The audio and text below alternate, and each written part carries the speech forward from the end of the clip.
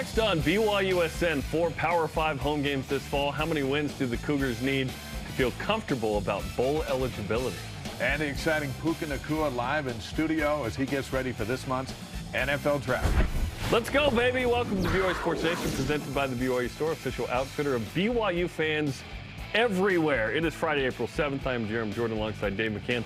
Nice win for the baseball team last night at Miller Park. Good pitching, good defense, timely hitting. It's a simple game when those three things happen. It can be, right? And they finally got it to happen in that series opener. Makes tonight big because they've had a hard time doing it back-to-back. But got to get off to a good start, and they did. Trent Pratt was a relieved guy after the game. Absolutely. And when you didn't need much relief on the mound either when you go 8 innings with Mason Olson. It was great. How about 120 pitches? Now, Vern Law is probably like, that was like an average Tuesday for me. Back with the Pirates, the Deacon back in the day. Crowd was a good size. Yeah. It's starting to get warmer, starting to feel like spring baseball. So it should be fun tonight, but it was a nice start. Yeah, it was a beautiful game, beautiful day. We got a great show today. Football's home schedule. We'll analyze it. What are our expectations to get bowl eligible? How important is that home slate? Full discussion coming up. Puka Nacua on the Cougars and the NFL Draft. What does the Flash and the Pac-12 have in common? We'll discuss. And a rare local tournament for the women's golf team. Seniors Allysha, Mateo, and Annick Hackziewicz are in studio as we kick off Easter weekend. And let's begin with the headlines. Baseball, as mentioned, beat San Francisco 6-2 in Game 1 of the series, led by junior Mason Olson, who threw 120 pitches over 8 innings, 6 Ks, no walks. Fantastic performance on the mound. Jacob Wilk and Ryan Sapedi hit homers as well. Game 2 tonight, 8 Eastern on BYUtv, the BYUtv app, and the BYU radio app. Tomorrow's game is at 3 Eastern. Softball finally gets to their WCC opener. It's today, a doubleheader at Santa Clara. First game at 6:30 Eastern time. Second game at 9 Eastern. They're on the road. Good sign for night games because there's an 80% chance of rain in Santa Clara this morning. They just can't get good weather. That's crazy, man. Okay, to the Masters. Mike Weir, 2003 champ, shot a 72 in round 1 yesterday. Is currently 2 over through 4, tied for 50th. How about yesterday? He beats Tiger Woods and ties Rory McIlroy. Not bad. Great start. Ashley Hatch and the USA women's soccer team, the national team playing the Republic of Ireland tomorrow afternoon, 2:30 Eastern. That's in Austin, Texas. Team USA has a couple of friendlies left before the final roster decisions are made for the World Cup, which starts in 103 days. Do you think if they called them unfriendlies, more people would watch? When it's Mexico and the United States, it's certainly unfriendly. But if Ashley Hatch makes the World Cup roster, she'd be the first Cougar, men or women, to ever make a World Cup. Wow. Which would be pretty cool. She's got a great chance, too. Track and field, competing at the Trojan Invitational in LA. The men are currently ranked 2nd in the country. Not bad. The women are ranked 11th. Tennis, anyone? BYU hosts San Francisco this morning. It's a 10:30 local start, 12:30 Eastern time. And the Cougars host Santa Clara tomorrow at 1 Eastern. And BYU Athletic Department, 24th in the Winter Learfield Directors Cup standings, scoring points from indoor track and field. The new Big 12 has only one program outside the top 90. Pretty notable. The Cougars would be 2nd in the league behind Texas at 2, Oklahoma State at 28 behind the Cougars. All rise and shout. It's time for What's Trending. It's your time. I'll be playing the game like I know I'm gonna win. Intercepted. It's your time. Touchdown, Cody Epps. Time to begin. Catch made by Keanu Hill.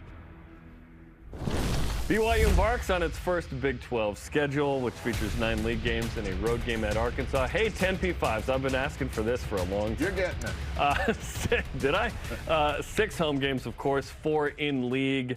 Dave, how many games does BYU need to win at LaVell Edwards Stadium to feel comfortable about bowl eligibility? We had a really good conversation about this during our middle of the night production meeting at 7:30. AK 7:30 a.m. AK 7:30. And we started looking at the home slate. BYU's got to get to 6 to get bowl eligible, right? Yep. So they got 6 home games. Are they going to win all their home games? Probably not. They got 6 P5s on the road. So we went back to the that? We went back to the home games. We thought, all right, let's circle some wins. How many of these games do they have to win to get to bowl eligibility, or at least to feel good about their chances when going onto the road?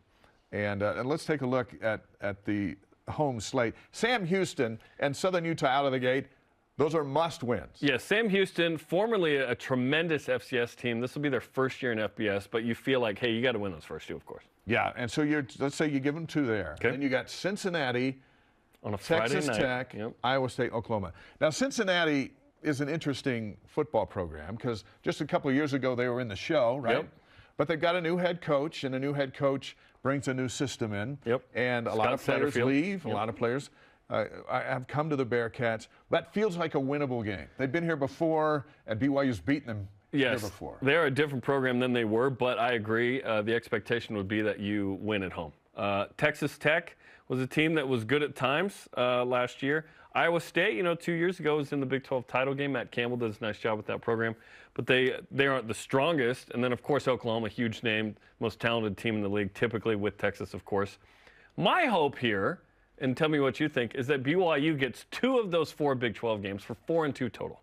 Then you only have to get 2 on the road to get 6. Yeah. That feels reasonable to think 4-2. Now, if you go 3-3 at home, you've got to go and get 3 road games. I would hope BYU goes at least 4-2, if not 5-1. Is it blue goggle to say they could win 5 home games? When you look at Texas Tech and Iowa State, maybe it is. But those 2 programs at home, and again, late November, who knows who's quarterback for either team? And how banged up is BYU in its first season ever against 10 P5s? Right, and history's not on our side.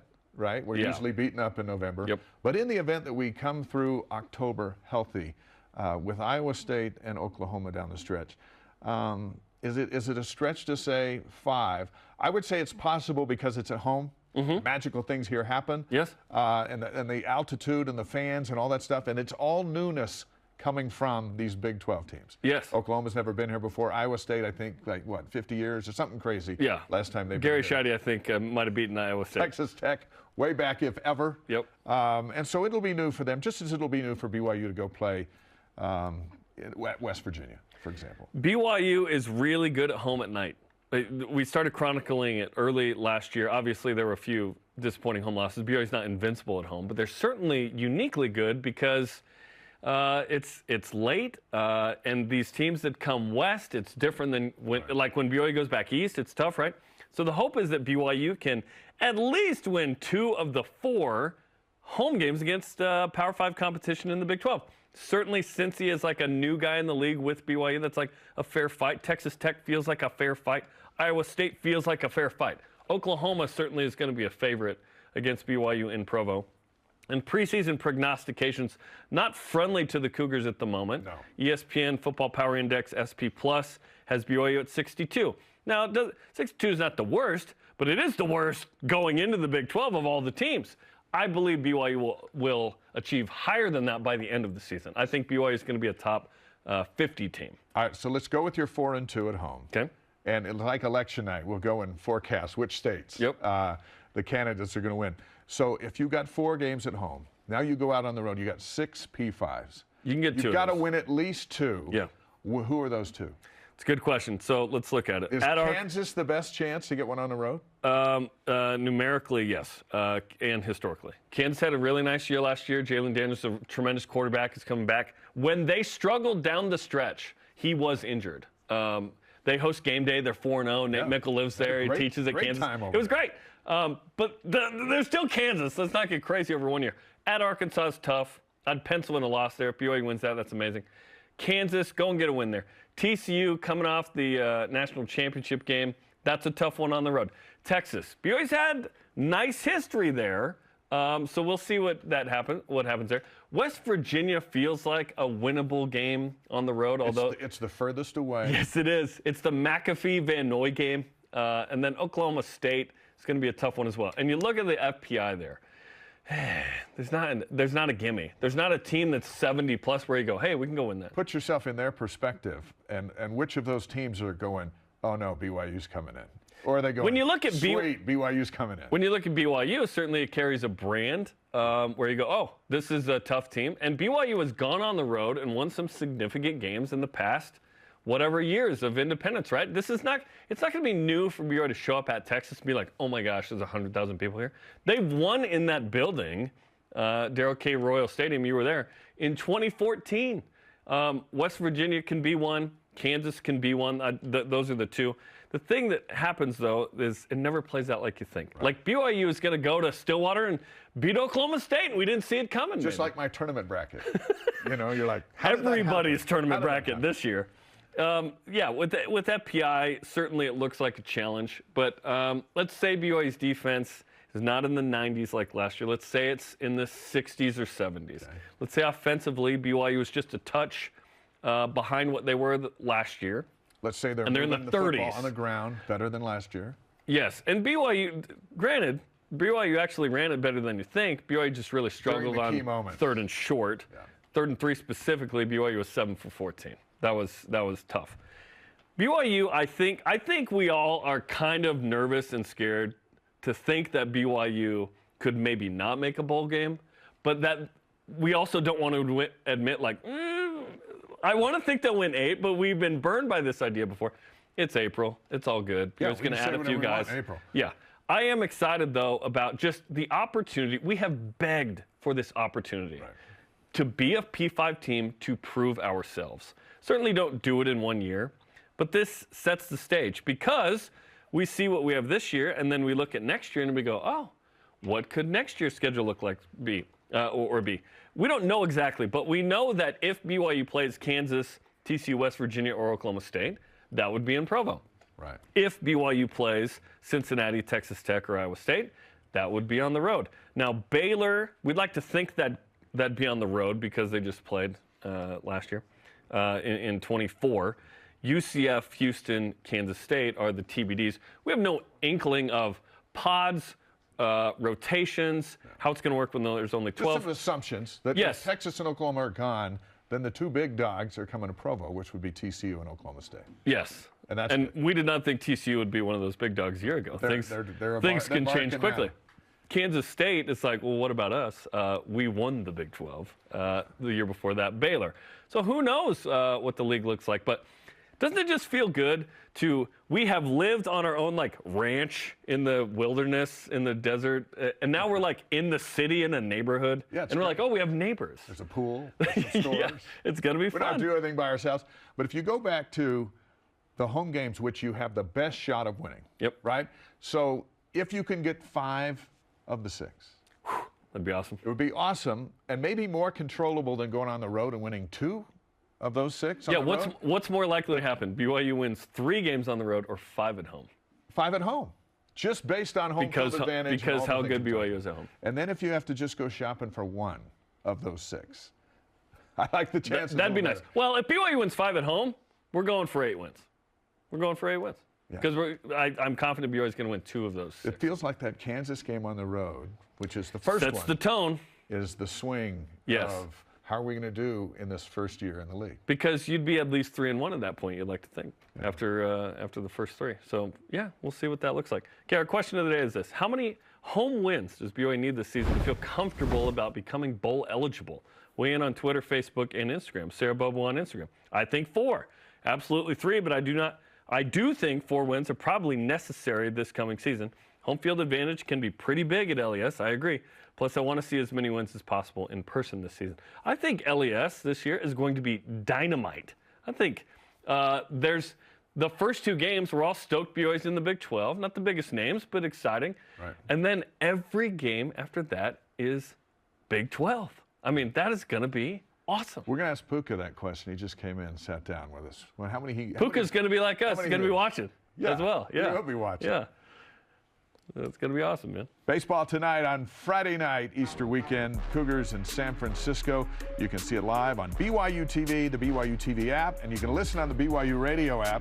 First pitch is at 8 Eastern. Gary Scheide and I and Jason Shepard have the TV call. Greg Wrubell anchoring our radio coverage. There he is. Puka Nacua coming up after the break gets us ready for the NFL draft. This is BYU Sports Nation.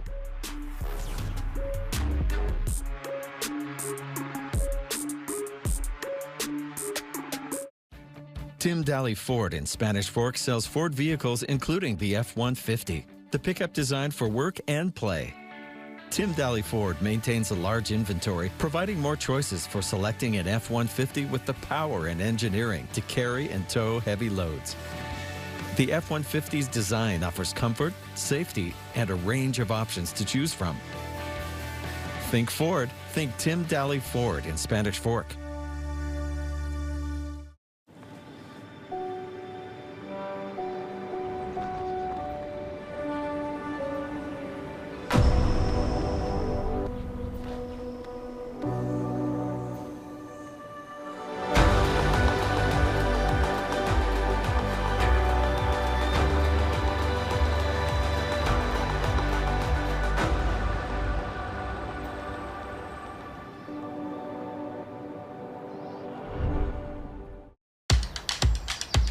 This is where we dominate.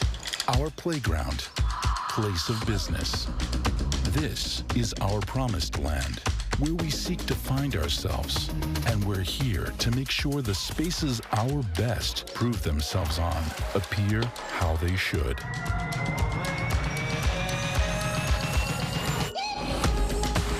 Intermountain Healthcare, official medical provider for BYU Athletics. I was adopted as a baby. Love, that's the missing piece. 4 teams are racing to find their family. I would really love to meet my parents. It's high time that we see each other again. I'm your dad, Tommy. I'm your sister, love. Really? I just want her to know I forgive you. It's nice to meet you. Nice to meet you. Welcome to an all-new season of Relative Race.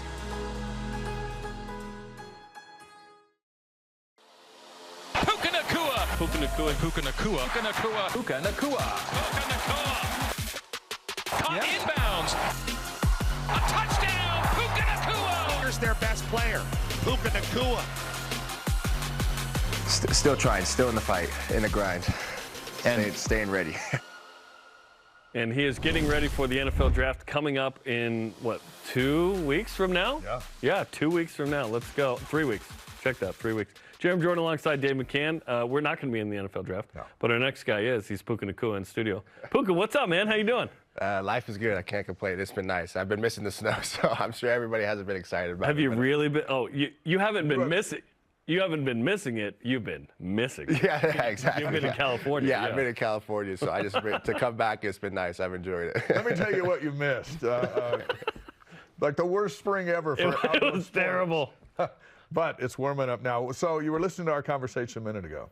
The home schedule. How many games does BYU need to win next fall, in your opinion, to feel comfortable about getting bowl eligible?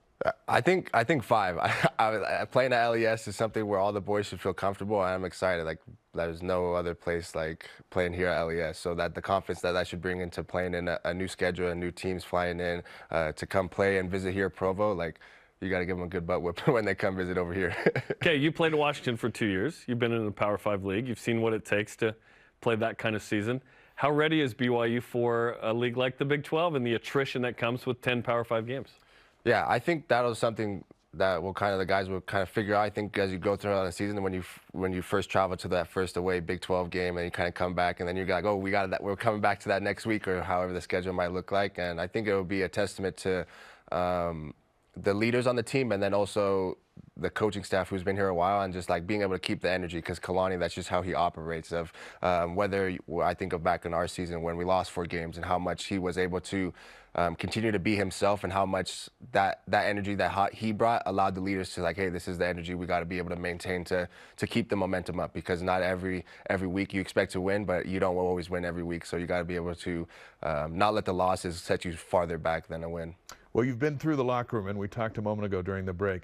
As you walk through, you mentioned that you didn't recognize a lot of the guys. What kind of player are you seeing as BYU preps for the Big 12? I think some fast guys. There's a little bit smaller fast guys out there, and then looking at like Kibo and Chase, and like how much bigger and faster. I guess everybody looks like out there at practice. They had some like sprint periods and stuff, and guys just moving around. Like guys are sprinting a lot more physical. Coach Hill came in with a definitely different mentality. So everybody looks like they're just running and being a little bit more physical during practice and stuff like that. But everybody seems to just be flying around. Like there's a new energy obviously with Coach Hill, but everybody seems to be excited because it's the unknown. So that's why they're going for it. Could be awesome, right? We know it's going to be challenging, but we've begged for this challenge for a long time at BYU. Talking to Puka Nacua on BYU Sports Nation. Before we push forward with the NFL Draft and Pro Day and Senior Day, Pro Day and the Senior Bowl and whatnot, I want to go back to last year and sort of the struggle that was trying to stay healthy for you. Walk us through the ankle injury against South Florida, and then what after that. I think hamstring and ankle kind of messed with you after that. What was last season like in terms of trying to just stay healthy? Yeah, it was difficult. I played football and basketball like my entire life, did track and field, so like spraining my ankle was something that I guess like should kind of naturally happen in the sport, but never happened to me. So it was you had never had one until South Florida. Yeah, that was my first it was a high ankle sprain, so like something that's not easy compared, I guess, to like a normal ankle sprain. So I was trying to like get all the research I can and like trying to be as active as I can to get that figured out. And then it's just trying to find the balance, I guess, after that of like this, my ankle as a wide receiver, I run a lot and do a lot of cuts. So like being able to load it the right amount during the week so I can be able to perform on Saturdays, but then also like the mobility work and the rehab to strengthen it enough so I can even get out there to practice so I can, because that if I cannot get out there and practice, give me showing up as much as I believe on my skills, showing up on Saturday, I might not be the biggest help to the team. So it wasn't easy, but I was able to get through it, and just being able to work out and I guess work a different way in the offense of being able to be like, hey, sometimes we did a lot of the jet sweeps and a lot of the phony motions where I was, as much as I know there were a lot of plays where I did get those, they're being a fake and allowed the other guys to excel in running routes and being to play off the leverages of the defense. So it was fun, but interesting for sure. This play right here, first play from scrimmage, jet sweep, you go 80 yards for a touchdown against South Florida. And then a couple possessions later, you tweak your ankle. Mm-hmm. I say tweak, you wrecked your ankle. If you could do one thing differently last season, if you could do it over, would you have taped the ankle? But did you not tape them because you had never had one? Yeah, I'd never taped them just because I had never had an ankle. I mean, I feel like I do my child's pose, my cat, like some mobility and stuff to help my ankles and strengthen them. So no, I'm not a fan of still taping ankles kind of to this day, because I feel like it restricts some of the mobility. It helps like in a weaker ankle, I think it helps like to build some support that you can kind of push off of. But I feel like I've been able to get my ankle healthy now. And no, it was Jarom. Jarom was the one who told me, he's like, yo, they're ready for the jet sweeps. Like, you got to bend it back a little bit and then cut up field. And I'm like, man, Jay Hall, like, just throw me the rock. Like, I should have listened to him. He always knows best. Like, well, and he did later inside the goal line. Yeah. Near the goal line. Exactly. And he got a touchdown there in the first quarter. That first quarter was amazing. I think it was 35-0 at one point. Okay, how tough was the decision to go pro, and how enticed were you to potentially be on BYU's first Big 12 team? It wasn't as easy as I thought. Talking to my family, and it had been a lifelong dream of mine to play in the NFL. So like to have it, like last year I thought about being able to be there with Sam, like what it would be like, but also felt like there was so much I left out on the table of being able to finish off my career in college, and then also to develop more as a football player. So coming back, and Fess was a huge part in that, and being able to talk with Fess again this time around in a different circumstance, he provided a definite light and kind of looking at the situation. It was able to help me, and then also talking to Kai and Sam were also very big parts. But it wasn't as easy as I thought it was going to be. I thought I was like, oh man, this is what I want. This is what I've been waiting for all 21 years of my life. I'll be ready to walk away. And then thinking like, man, I could have another year. Like if I were to come back, like, hey, I got to get Jaron to come back. Like how nice that would have been there. I mean, Blake would have came back. Like we would have had a good little squad, and trying to talk to those guys. And then it's hard because as pursuing the NFL now, it's still the team aspect of I want to go join an NFL team, but very individualized now. So nothing as, you went from being a team captain to 120 guys and always thinking that I got to put the team first, like how the team's going to succeed will allow me to succeed. But it was very the opposite, I guess, in a little bit of that. So it's been nice to kind of go on my own journey and experience these things, going to the Senior Bowl and like the Combine.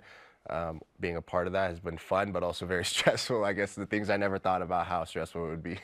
At the Senior Bowl, and we hadn't seen you on the field since running that touchdown against Stanford because you stayed out of the bowl game, and you're having a good practice week down there, and all of a sudden, wait, a concussion? What happened? How'd that come about? Yeah, it was a little bit of a bummer. I was hurt. Obviously, never want to get hurt.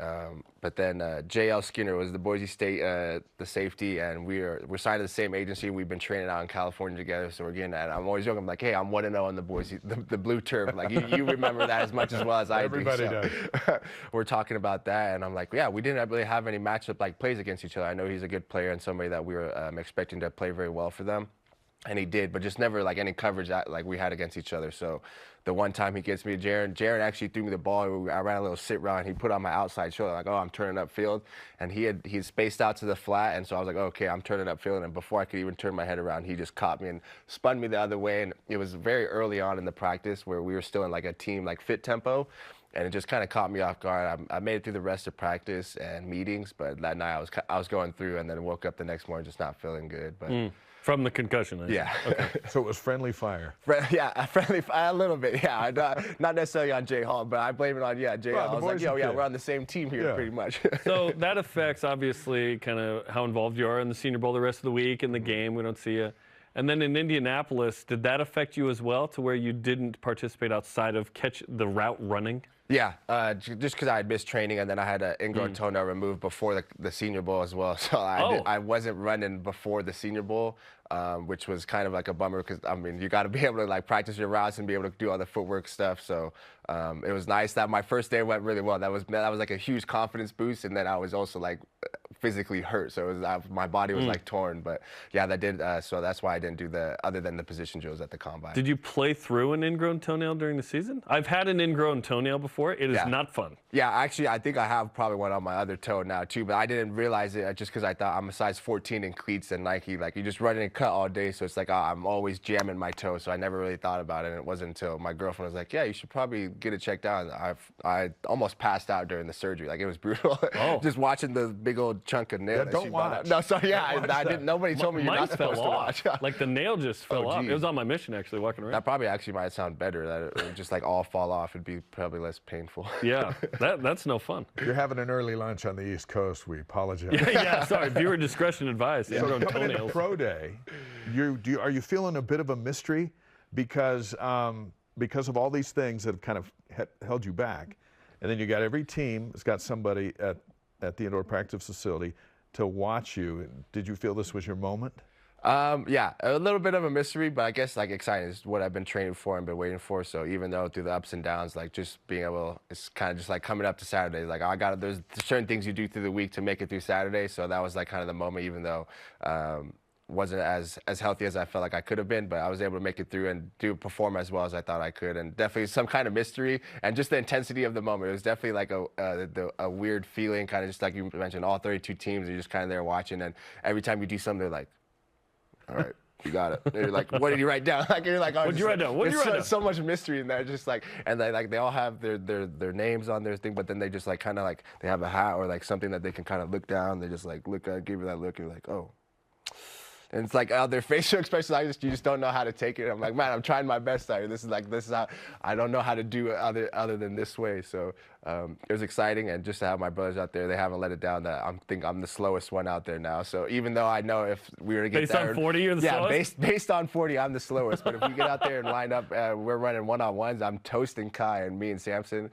He might have a step on me, but I think I'd get him for sure. Is your football speed faster than your 40 speed? Because I get the sense that, okay, yes, at pro day, we look at your numbers. They're, middle of the pack among the receivers. But when you're on the field, you're the best receiver out there.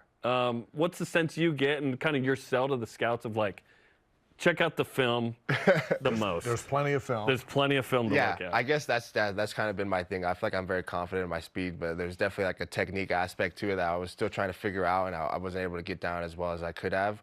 But I feel like I play the game really fast. I'm very confident in being able to understand the leverages of the defense, what coverage we're going to get, and truly understanding the offense. I feel like it allows me to play as fast as I can. And when you're reading and reacting, I feel like that's when you play as fast. I'm not thinking as much about where my hands got to be, where my stride has got to hit for each step at the 10, the 20 mark and stuff like that. So the game of football has been something I've been doing for a really long time. It comes like so naturally to me. So I feel like I really do believe I'm a lot faster than what I showed.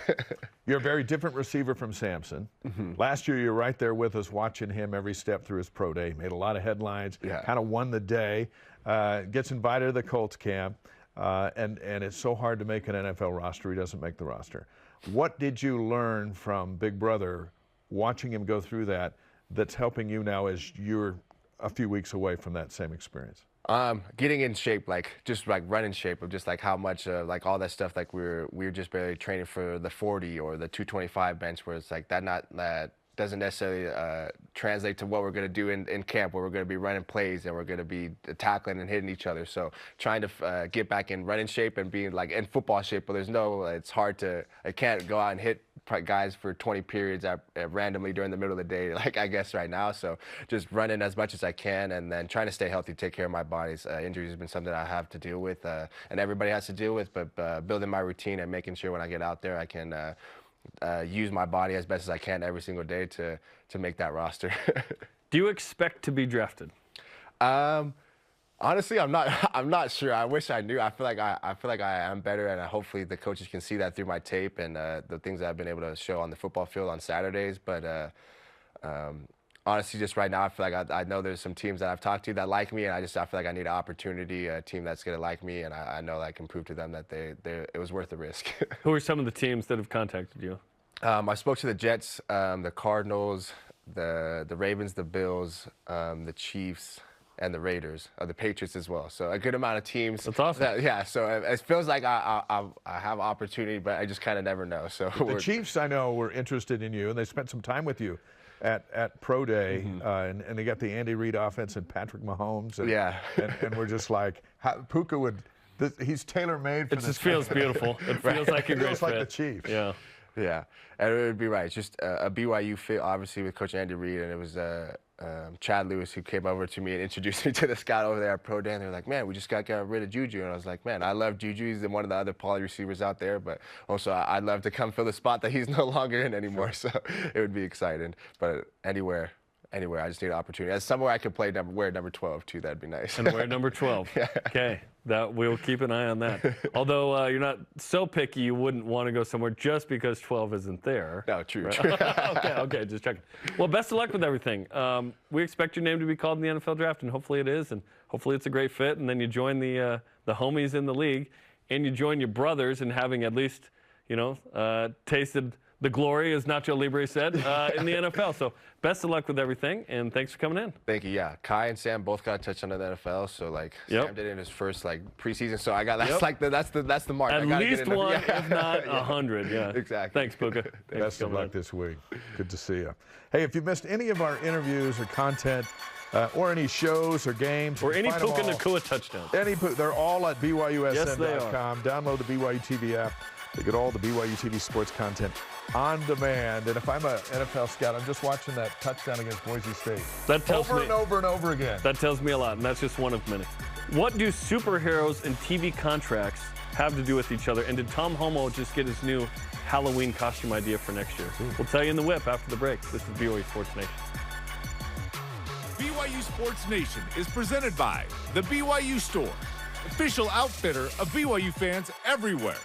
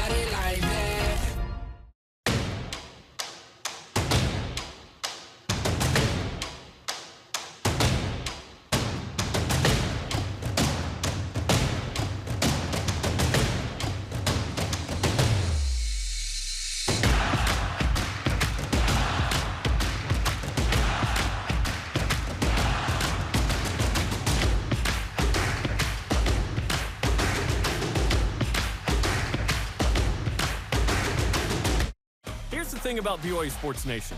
It's a banner that unites fans all over the world. BYUtv and BYU Radio are all about bringing your family events and games live. On air, online, and on the free apps. It's the next best thing to being there, connecting your fandom with others across BYU Sports Nation. Download the apps and get exclusive access to analysis and interviews with players and coaches. BYUtv and BYU Radio, the place for all things Cougar sports. Tune in, join in. This is BYU Sports Nation. Interact with the show and get great content throughout the day. Follow us on our social media platforms, Facebook, Twitter, Instagram, YouTube, and TikTok. He is Dave. I'm Jarom. This is BYU Sports Nation. Let's whip it. Cougar Whip Around is presented by Maersk, your e-commerce logistics shipping partner. Pac-12 Network now receiving interest from the CW for a possible television deal. Would a Pac-12 Live Tour combo work, or would you be more interested in a Pac-12 Arrowverse combo? I watched about 4 seasons of the Arrow, then I stopped. The Flash was pretty good as well. It's the latest TV, brought up, and they can certainly do better than Ion Television and CW. You'd think, but it's not going great right now. Yeah. The longer it goes, the weirder it gets. The weirder it People gets. have brought up BYUtv, and then we had students going, "Are we doing Pac-12 games?" I'm like, "This is a joke. We're not doing Pac-12 games." They're in their own BYUtv. universe now, but the Big 12 jumped them on that TV deal, and it just had thrown them off. And now they're talking about, what, midsummer, maybe, to announce? Yeah. And that doesn't bode well for a league trying to hold itself together. They got a couple years before they actually really need it, but certainly you want to get that locked in. When you see a potential transfer receiving interest or having interest in BYU, what's the first thing you check on about that transfer? How tall they are, number one. And then what did they do last year? We're thinking men's hoops specifically. So men's hoops specifically. Yep. Need a giant center. And there's over 1,000 kids in the portal now for men's basketball. And so that jumps out. For football, a receiver? Are you a receiver? And how good they were. But it's all basketball right now, it feels, because football portal hasn't really opened. I mean, that's coming up. The basketball portal's wide open. We're 8 days away from that. And for basketball, I go, okay, how tall are you? What do you? I look at points per game, typically, productivity. If I feel strong there, go to Ken Palm and look at efficiency ratings and whatever, like how good were they? Yeah, and then kind of fit eligibility, how much left, what position. Yeah, but the first thing is like, how many points per game? Points and size. That's what I'm looking for. Big Game Boomer ranks Kalani Sitake as the 14th most friendliest college football coach in America. 14th? Yeah, I can't imagine how friendly the other 13 There's 13 friendlier guys. Do you want a coach to be friendly? I do, but we're not talking about on the field. We're talking about at the coach's show when you take a picture after, probably, right? No, in the heat of battle, Kalani is as fierce as they come. Just look at 2016 when BYU played at Utah, and speaking of the Nacuas, Kai Nacua gets ejected for targeting, and Kalani is sarcastically clapping at the referees. And then the next play, there's an interception, and he just freaks out like we all do. Love it, nice guys, but when it's time for a call to arms, you got to have a General Patton. He's ready to go. He's ready to go. FanDuel has one Big 12 team, Texas, in the top 14 teams in odds to win the national championship. Do we want Texas or Oklahoma to be the best team in the conference next year? Why not? And Texas is going to get a lot of hype, and BYU plays at Texas, so I just going to have Texas ranked as high as possible when BYU goes there. And if BYU beats them again there, then all the better. And if they go and they get beat by Texas, you don't lose anything, because Texas is already, branded as the best. And if Oklahoma's ranked the top 5 coming here in November, that's a win-win for BYU. So, yeah, I rank them as high. Get them as high as they can be. They certainly haven't been the best teams in the league the last 2 years. No. Baylor beat Oklahoma State, and then TCU beat Kansas State beat TCU. So when's the last time Texas even won the conference? You got to go back. I thought they were back. We've been told this several times. No, certainly massive brands, most talented teams in terms of recruiting ratings and whatnot. I don't really care if they're that good. It's 1 year, and then it's like the other homies. Yeah. If they were really good when BYU plays them, like you said, I like that. At the end of the year, ultimately, they haven't shown the last 2 years that they will be one of the top 2 teams quite yet. Cougarettes are competing in the DCA NDA Collegiate Cheer and Dance Championships this weekend. How many national titles do you expect them to pick up? 1 or 2. That's what they do normally. They got 22. Yes, they do. They are BYU's best team. We talk about cross country winning that. The best team on campus is the Cougarettes, and they're unbelievable. So and you know what? The crowd now acknowledges that. They know. I've seen multiple tweets in TweetDeck, BYU column, just like, whoa, BYU! It's like every year people are surprised. Come on now. Trevor Perkins tweeted out this photo of a statue in Florence, Italy with the following caption. Last week on a trip to Florence, Italy, and came across this statue at Orson Michel that looks curiously like Tom Homo with the beard. Am I wrong? I looked it up.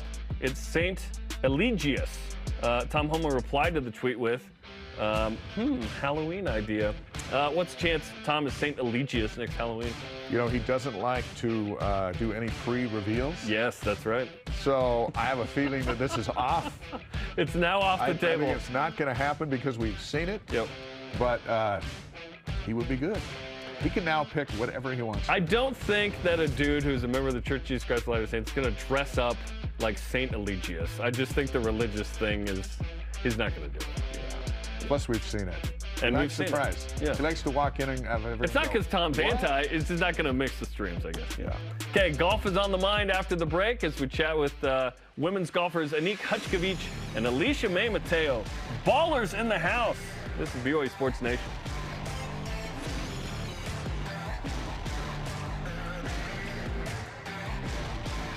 This portion of BYU Sports Nation is presented by Maersk, your e-commerce logistics shipping partner. BYU Food to Go's convenient location at 2191 North Canyon Road in Provo makes bringing popular BYU foods to your next event easy. Everything's ready when you need it at the drive and load pickup. You drive in and they load no matter the weather. And stop in the on-site creamery for great BYU chocolate milk and ice cream. BYU Food to Go, bringing campus to your table. Call for details, 801-422-5001. Accidents don't just happen 9 to 5. They happen when you least expect them. The team at Siegfried & Jensen is here for you 24/7. Nights, weekends, every day, every hour. Really here for you. No matter when you call us, you'll speak to a real person and have access to the same expertise and personal attention as always, and get the legal help you need when you need it. Nights, weekends, every day, every hour, 24/7. Learn more at siegfriedandjensen.com.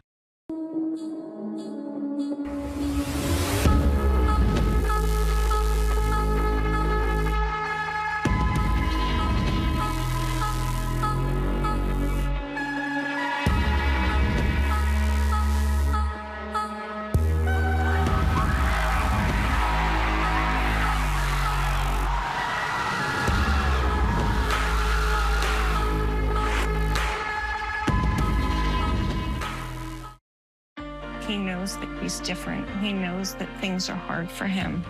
Taking the leg was how we could save her life. I think God put the animals in our path, and I think it is up to us to care for them. It's like dream come true kind of stuff. Good job, buddy. You've completed her life. He loves it so much. There are happy endings to tragic situations.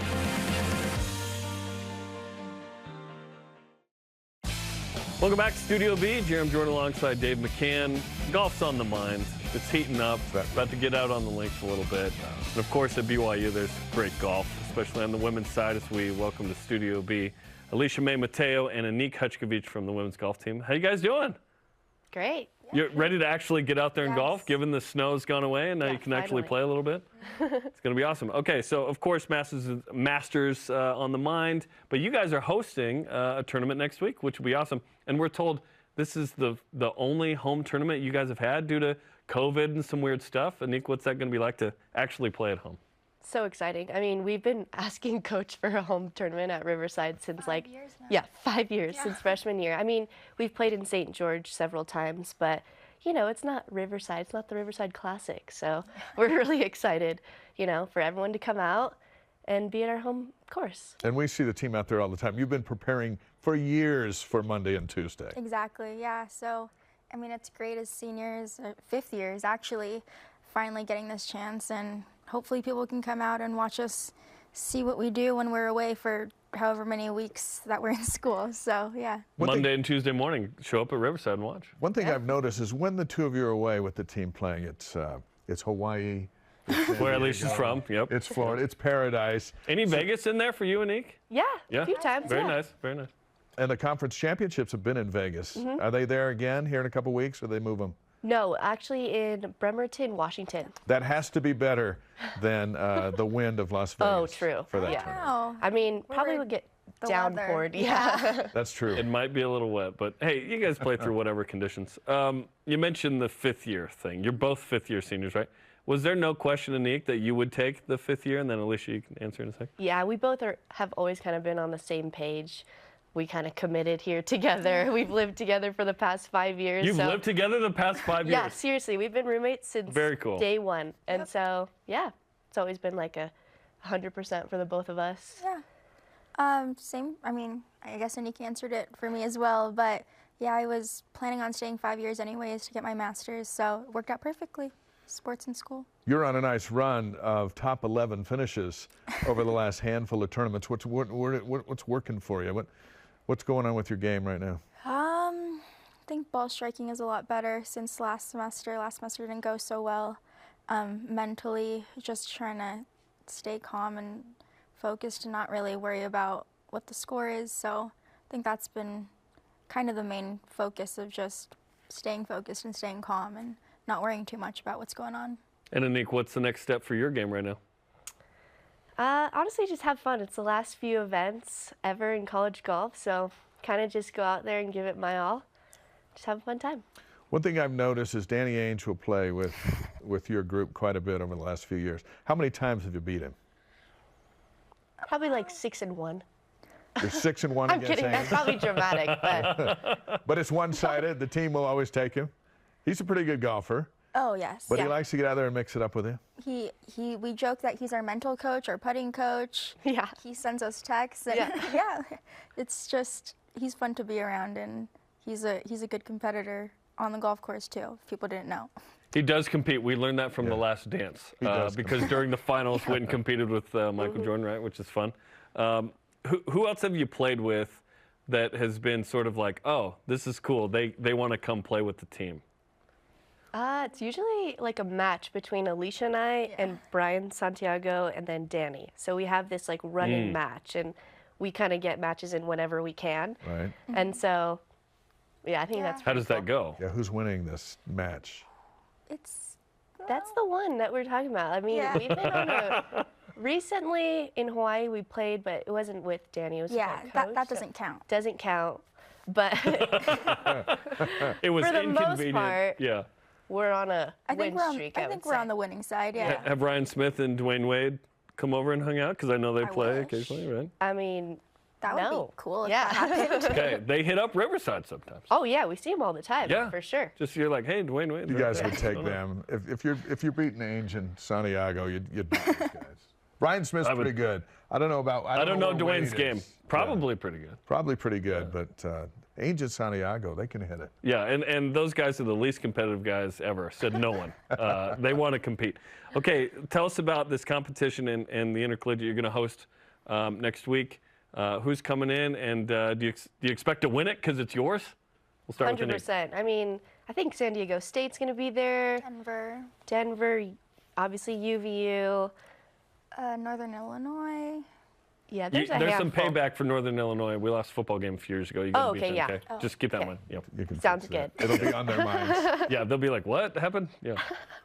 Yeah, I mean, it's just like teams from everywhere. So definitely our main goal is to just go out there and dominate, but it's our home event, so. Yeah. The WCC championships are in a couple weeks. It'll be the last blast in the WCC for women's golf before the squad moves on to the Big 12. Looking forward, as the two of you finish up, how's the program look for the Big 12 starting next year?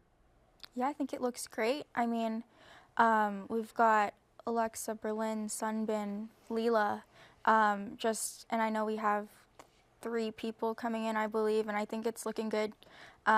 Coach knows what she's doing, and I think we've built a good foundation over these past 5 years and kind of shown some of the younger kids the ropes of kind of what you should do and what it takes to work hard and kind of see success. So I think it's looking good, yeah. You talk to a lot of the athletes on campus. Do you feel like you play the best collegiate sport that you could play?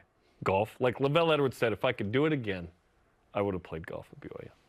Travel-wise, yes. Oh, yeah. You get to go to some cool places. Oh, yeah. And you guys go hard on food. Oh. Like, there's an Instagram account. Yeah. What is it again? The Instagram? BYU Golf Foodies. It's fun. It shows where you guys go. Seriously, yeah. I would say we definitely eat the best out of any team on campus.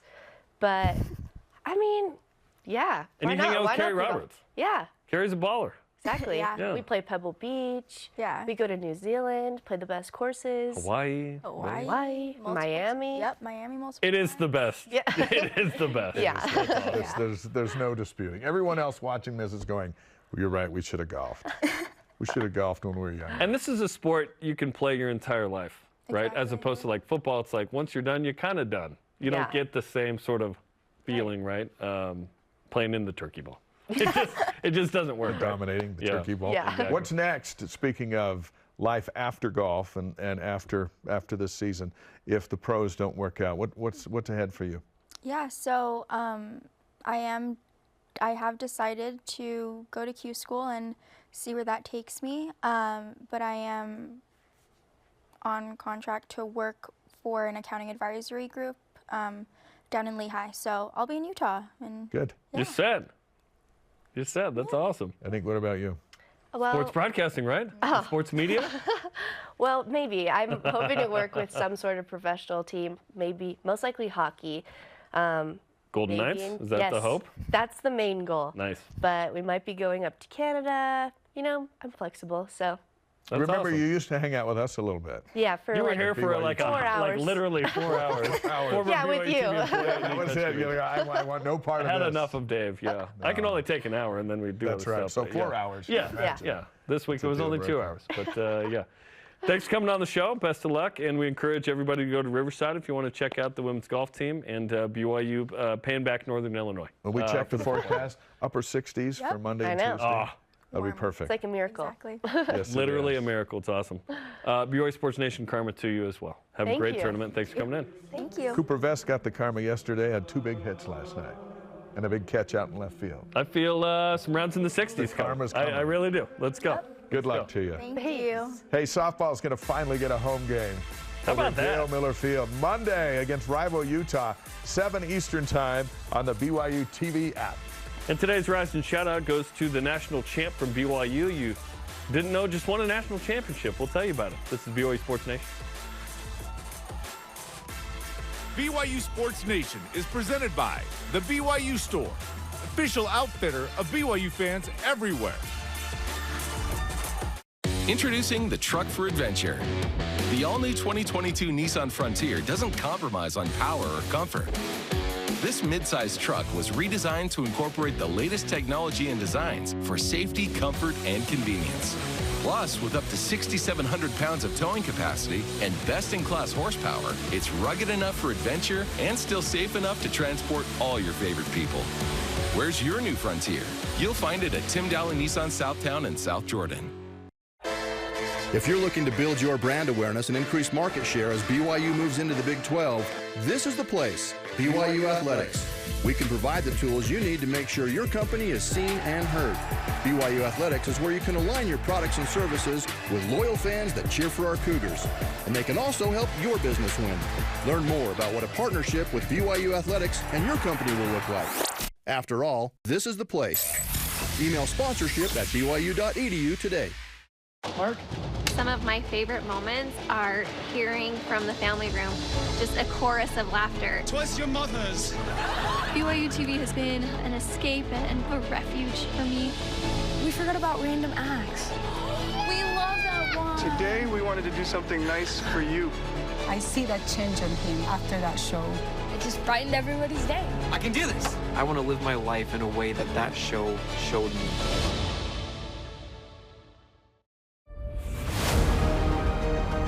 That thing is ours. Whoa! No one else can know about it until we figure out what it is. Agreed? Agreed. We're supposed to look out for each other. All this time, I've been searching for us. It chose you for a reason. We're in this together. You're the best friends I've ever had.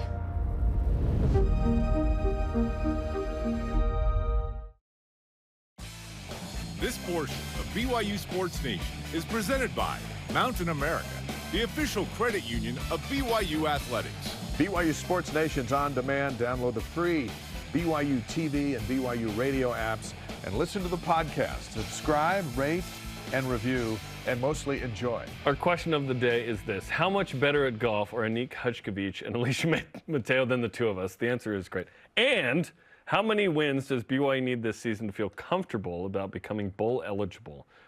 Russell Grizz on Twitter, huge BYU fan. Seeing as the two easiest games on the schedule are the first two home games, I want to say we need to win 4 home games to feel comfortable. Yeah, that was kind of what we agreed on. You brought up, hey, maybe 5. Puka mentioned 5 as well. You know that BYU can bring it at home. Certainly BYU's brought it on the road at times against some really big teams. The hope is they can do that again. But it's different when in the offseason you're gearing up for that huge game at Wisconsin versus, oh, we have, in theory, 6 huge road games. I like what Puka said about the magic of the stadium and how the team plays there. For a guy who did that, that home confidence has got to come bigger than ever this fall. And get 4, maybe 5, and you get 5, and all of a sudden you're going, hey, I love that. We're where we're supposed to be. Yep. Yeah. I love the idea of 5. At that point, might as well go for 6. Our Elite Voice of the Day, presented by PAX Healthcare Elevated. Greg Welch on Twitter. 1 SEC and 5 Big 12 road games. Every game dropped at home has to be picked up on the road. 5-1 at home means you need to only win 1 road game. Go 4-2 at home, and now you need to beat West Virginia and someone else. That's kind of the logic we were thinking of. Okay, if you can get 4 at home, yes, just get the 2. And we're talking about bowl eligibility only, which is the minimum threshold. Do we all agree that next year the minimum threshold is bowl game? I don't think we will ever at BYU tolerate less than that, right? Yeah. It is bowl game plus, always. I think competing in the middle and competing in the middle gets you into an ice bowl game. And we're talking about the Cheez-It Bowl. You know, I think is 6th place, maybe 7th place for $6 million, which is more than BYU's ever played for in any bowl game, including the Cotton Bowl. And now you share that with everybody, but they share with you. And the 5 teams before you are getting bigger payouts. Yep. But yeah, in the middle, bowl eligible. Everything else is gravy. At least. Anything under that is, okay, dang, all right. Yeah, we'll never expect to not make a bowl game. Today's Rise and Shout Out, presented by Mountain America, the official credit union of BYU Athletics. Taylor Rowley, BYU's collegiate disc golf national champion in the singles category. Congratulations to Taylor. Our thanks to today's guests, Puka Nacua, Annick, Hackziewicz, and Allysha Mateo. I hope she gets a green jacket. Conversation continues 24/7, Twitter, Instagram, and Facebook. For Dave, I'm Jarom. Shout out to Rose Huang. Sorry to Dennis, no time. We'll see you tonight for baseball against San Francisco. Go Cougs.